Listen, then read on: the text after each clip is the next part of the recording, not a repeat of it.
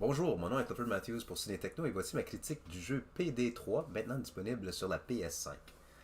Le PD3, évidemment c'est la suite de PD2, qui est tout simplement un shooter. Alors c'est un shooter de troisième personne auquel on est en équipe de 4 qui veut tout simplement faire du cambriolage, voler des banques, voler de d'autres gangs, ainsi de suite, afin d'accumuler le plus d'argent possible. Alors, c'est un multiplayer, comme j'ai mentionné. On fait une équipe de 4.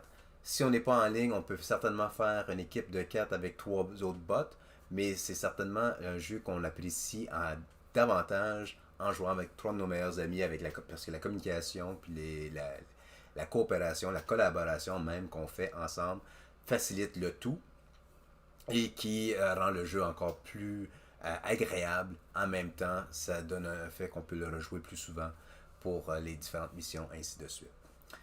L'histoire en soi, c'est comme j'ai mentionné, c'est qu'on fait équipe pour voler des banques, ainsi de suite. On essaie de prendre des gens en otage.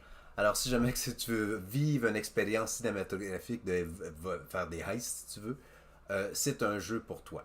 Comparativement à PD2, pour les amateurs de PD2, ou de PD, pardon, c'est un jeu auquel on peut faire des configurations, on peut avoir des différentes armes selon les missions. Mais PD2, on y avait au-dessus d'une centaine de différentes, si pas plus, des armes. Dans ce cas-ci, on est un peu plus limité. Par contre, les armes qu'on a à notre disposition, je trouve qu'ils sont un petit peu plus effectifs. Alors, on peut les rehausser, mais il y a moins de gossage, si tu veux, pour décider quelle arme qu'on veut. Chaque arme est plus efficace dans son utilité. Par contre, ça étant dit, c'est que pareil comme PD2, PD3, il y a plusieurs bugs. Alors souvent, on peut voir soit des plantes qui traversent un mur de façon magique, ou bien des personnages qui reculent pour aucune raison, ou bien ça glitch. Alors, on dirait vraiment que il va y avoir des patchs, j'imagine, plus tard, mais on dirait que c'est un jeu auquel est fait pour être un DLC. Alors, ça va être des patchs, ainsi de suite. Et on est un peu limité au point de vue des missions. Alors, oui, l'histoire est très courte. Les missions qu'on peut faire, c'est très court aussi. C'est quasiment les mêmes maps, si tu veux, quand on joue en multijoueur. Ça étant dit, est-ce que c'est amusant? Oui. Est-ce que c'est un rehaussement de PD2? Absolument. Mais encore là, on dirait qu'il y a des petits rehaussements qu'on pourrait faire ou télécharger plus tard. Alors on dirait que c'est toujours un jeu en développement et non un jeu fini.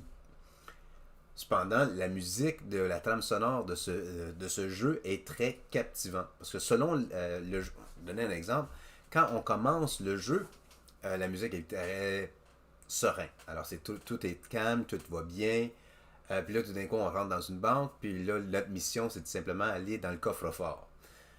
Mais là, il faut tout simplement faire détourner, aller briser le bris de sécurité ou les caméras, ainsi de suite. Mais si on fait un mauvais pas où on porte attention à ce qu'on fait, comme les agents de sécurité, au lieu de nous tirer, ils vont nous demander de nous escorter à l'extérieur. Mais si ça devient de plus en plus violent, la musique nous suit. Qui veut dire que plus l'action augmente, plus intense devient la musique. Alors j'ai trouvé ça super cool, super sympathique. Comme j'ai mentionné, les agents de sécurité, les policiers, sont beaucoup plus savants, entre guillemets. Alors, le système d'intelligence artificielle sont plus vigilants, sont plus aptes à modifier leur comportement selon ce que tu apportes au jeu. Alors, tu peux jouer la même mission et le scénario peut changer. Même chose avec les gens qui se retrouvent, les personnages secondaires, parce qu'on peut prendre des otages. Alors, les otages, soit qu'on les attache, peu importe, ou ils essaient de se défaire pour se détacher pour se sauver, mais alors, ils vont essayer de différentes façons, ou bien ils peuvent être simplement soumis et suivre les consignes que tu leur donnes. Ça étant dit, être soumis aux consignes qu'on donne, ça peut être des configurations qu'on peut faire pour rehausser notre personnage tout au long de l'histoire. Même, alors on peut avoir, comme ils disent, la silver tongue, la langue fine, si tu veux, pour charmer le jeu pour simplement nous faciliter la tâche ou bien adoucir la tâche, tout dépendant de la voie qu'on décide d'entreprendre. Le jeu en soi, qu'est-ce qui est un peu décevant aussi, c'est que dans l'histoire, c'est tout simplement, il n'y a pas de scène cinématographique. Alors, il n'y a pas. C'est comme un diaporama, des diapositives avec les personnages sont flous, alors on voit pas vraiment qui est à l'arrière-plan. Les voix, c'est du pareil au même, auquel on peut identifier les voix, mais on voit le personnage à peine. Ou à l'exception d'un personnage en particulier qui est un acteur, puis même un rappeur des années 80 assez populaire. Je pense que c'est ici où est-ce qu'ils ont dépensé le budget, puis l'argent, honnêtement, aurait pu être mis ailleurs. Oui, ça l'amène un gros nom, je veux pas voler de punch, mais l'argent aurait pu être placé ailleurs pour rehausser ce volet-là du jeu. Euh, Encore, ce que j'ai apprécié du jeu, c'est tout simplement là, que c'est un jeu multijoueur qui est vraiment coopératif. Si tu as trois bons amis, on peut facilement s'y amuser, puis s'y référer, puis juste avoir du fun, en guillemets. Il y a plusieurs glitches, alors c'est ça que j'ai pas aimé du jeu. Il y a des bugs. C'est sûr qu'avec des patchs, ainsi de suite, ça va être à l'espérance que ça va être rectifié. Mais qui sait, c'est un jeu qui semble pas être fini, comme j'ai mentionné plus tard. Il va peut-être avoir des patchs. On dirait que c'est un DLC, dans le fond. Que c'est toujours un pay-to-play auquel on va avoir plus de missions plus tard, mais le jeu, on dirait qu'il n'est pas assez complet. Visuellement, lorsqu'on est dans le jeu tel quel, la gameplay, pour un shooter, c'est très, pas nostalgique, mais c'est très répétitif, c'est fluide, à l'exception des bugs auxquels on peut faire un glitch ainsi de suite, mais le jeu en soi, c'est très très très familier. Alors si vous êtes amateur de shooter, il n'y a rien de sorcier, c'est du pareil au même. La trame sonore est bien, là j'aime bien la panoplie de différentes musiques qu'ils ont incorporées dans le jeu. Euh, les adversaires tels quels, ils s'adaptent à ce que tu fais, alors c'est très plaisant de ce côté-là.